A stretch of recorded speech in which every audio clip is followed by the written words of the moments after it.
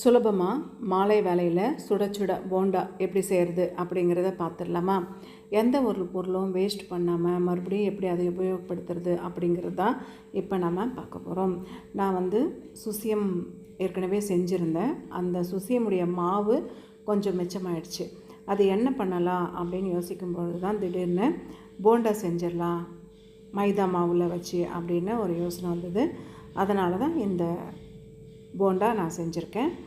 இந்த மாவு சுசியம் போட்டுட்டு இந்த மாவு கொஞ்சம் மிச்சம் இருந்தது. அந்த மிச்சமான மாவில் தான் நான் போண்டா செஞ்சுருக்கேன். ஒரு 100 கிராம் அளவுக்கு மைதா மாவு இருக்கும். அதுக்கு 50 கிராம் அளவுக்கு நான் கடலை மாவு சேர்த்துக்கிட்டேன். எப்போவுமே மைதா மாவும் கடலை மாவும் சேர்ந்து நம்ம செய்யும் பொழுது நல்லாயிருக்கும்.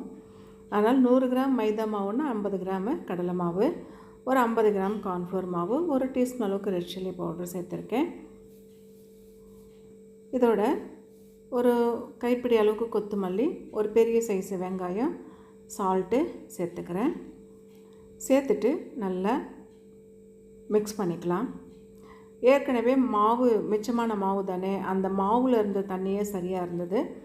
அப்படி இல்லை ஃப்ரெஷ்ஷாக நீங்கள் போடுறீங்க அப்படின்னா இந்த பதத்துக்கு வர மாதிரி இருந்தால் போதும். இப்போது சூடான எண்ணெயில் போட்டு நம்ம பொரித்து எடுக்க வேண்டியது தான். போண்டா செய்யும் பொழுது தீ அதிகமாக இருக்கக்கூடாது, கம்மியாகவும் இருக்கக்கூடாது. அதிகமாக இருந்ததுன்னா வெளியில் தீஞ்ச மாதிரி ஆகிடும், உள்ளெல்லாம் வேகாமல் இருக்கும்.